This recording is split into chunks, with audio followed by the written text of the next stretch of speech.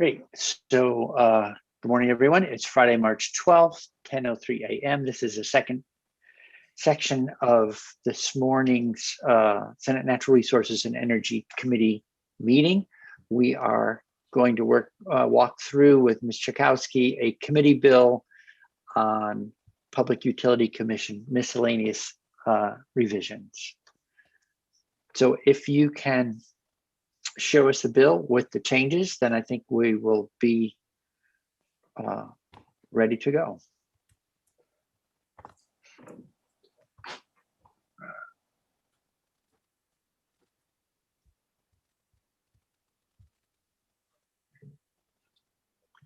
And yes, we can see it. So I'm not sure it's actually posted on your website yet. I think Jude is in process. So at the moment, Ellen Tchaikovsky, Office of Legislative Counsel, I'm here on Committee Bill 21-954, the Miscellaneous Utility Subjects Bill. This is draft 2.2 from that we were just discussing. I made a few changes based on the conversation. I neglected to put them in yellow because, you know, we're moving quickly here. So I am going to scroll until someone reminds me that we made a change. It's going to be hard. It's going to be hard to see an omission. Right. Well, I'm sure someone is going to generously point out all of my typos if history has taught me anything. So section 4 has been deleted at request of the commission. So all the sections after bumped up one. So the new section 4 is the penalty section, and there are changes in here. So starting on line 12, I added the phrase "to the violator" so that it now reads, the commission may impose a civil penalty of not more than $42,500 in addition to any financial benefit to the violator resulting from the violation. Great. Can I please have confirmation that that is the correct phrase that we were just discussing? That's what I wrote down. Okay. Mr. Landis Marinello is here. If we're off track, please chime in. So I added those 3 words to the 5 penalty sections. So okay. To any financial benefit to the violator. Thank you. Yep. So then here is a typo. So in section 5, we have 30 VSA, section 218. This is where the definition of low-income electric utility customer is being adjusted from 150% of the current federal poverty level to 185%. And there is new language here that states, and the commission shall only set or change the eligibility level for any program created pursuant to this section after investigation, evidence, and hearing. Should that be a hearing? And a hearing from the distribution utility sponsor of the program and any other interested stakeholders. Great. And I think that's it, correct? Yeah, and this is Kyle Landis Marinello, General Counsel at the Public Utility Commission. And I did look at the latest draft, and all of these changes look good. I actually think on that last one, we don't need the word "a" because I think we're just intending that we would hear their opinion. So and hearing from the, oh, okay. Yes. Yes. Yeah. But it looks great. Thank you. Thank you very much to the committee for your time this morning. Thanks for jumping in. We're all moving things along as part of making crossover. Okay. All right. So given that this is a committee bill, we don't end up voting. We're not amending something. We're just adopting the most current draft. We don't often do committee bills in here. So I'm just a little rusty on it. So I think we would just be looking what is the motion for this? To vote out favorably, looking for a favorable recommendation of the bill as amended, draft 2.1. You just vote the bill out. Okay, You haven't amended anything until, there is no bill until you vote it out.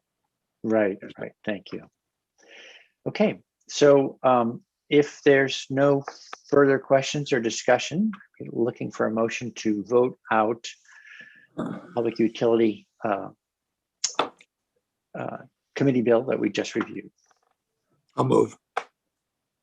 Thank you. Any discussion? All right, seeing. Is so moved adequate, or do you want me to actually phrase it? I move that we vote out the draft. I don't have it in front of me. What's the number of the draft? 2-1. What you said. I move that. Okay. So with that, and hearing no further discussion, I'd ask the clerk to call the roll. Senator McCormick, Yes.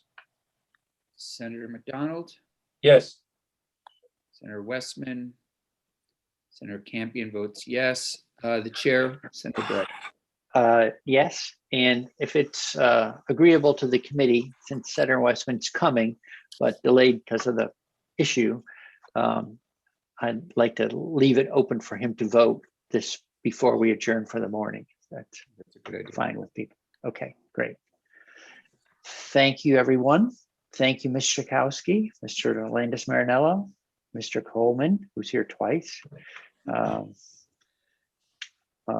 So with that,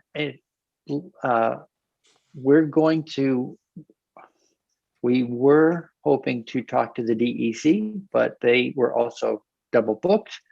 So we're not going to be talking about the DEC housekeeping bill until next week, and that's going to be fine. The bill was not going to be getting out of our committee to make crossover. It was just that we had a time slot and we had hoped to fill it with that.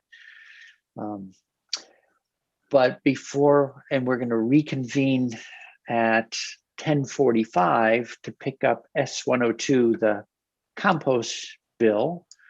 And I was just thinking that before we did that, if there's any kind of committee discussion we want to have leading into that, we could take advantage of having a few minutes now before recessing till 10:45. Is anyone, Ms. Schakowsky? I apologize. I need to know who the reporter of this bill is going to be. The PUC bill. Would anyone here like to report the PUC bill?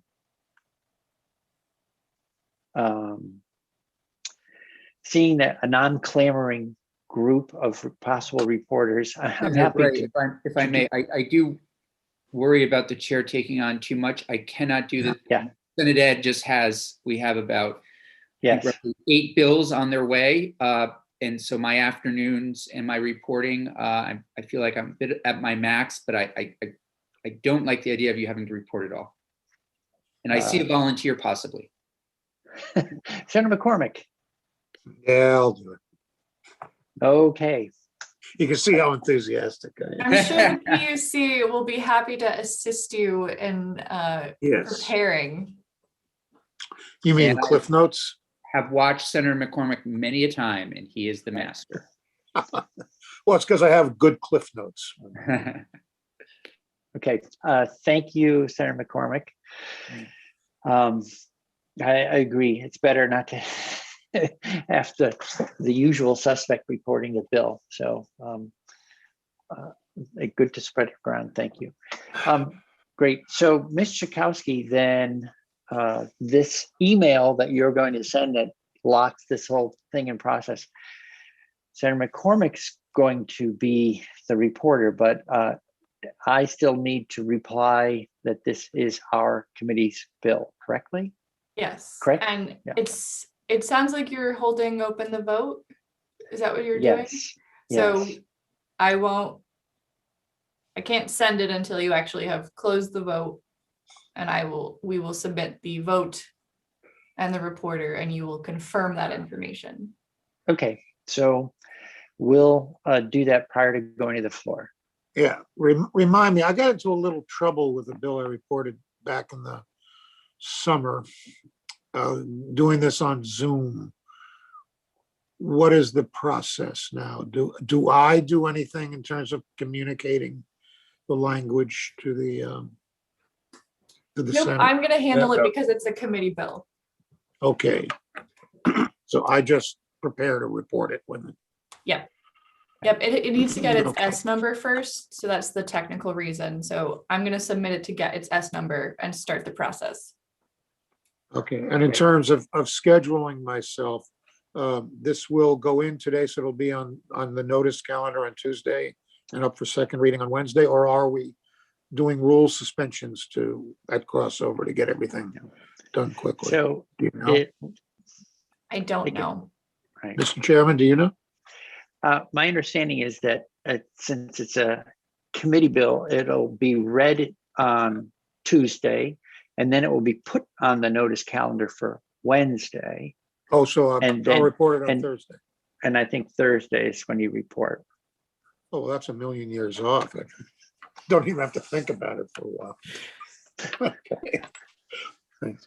Okay. I'll double check that to make sure I'm not giving Yeah. you an extra day, but I think that is the process. It arrives, gets placed on notice, and then gets called up. Okay, great. So then we're going to reconvene 10:45. So let's go offline. We'll recess until we can pick up Bill S-102, the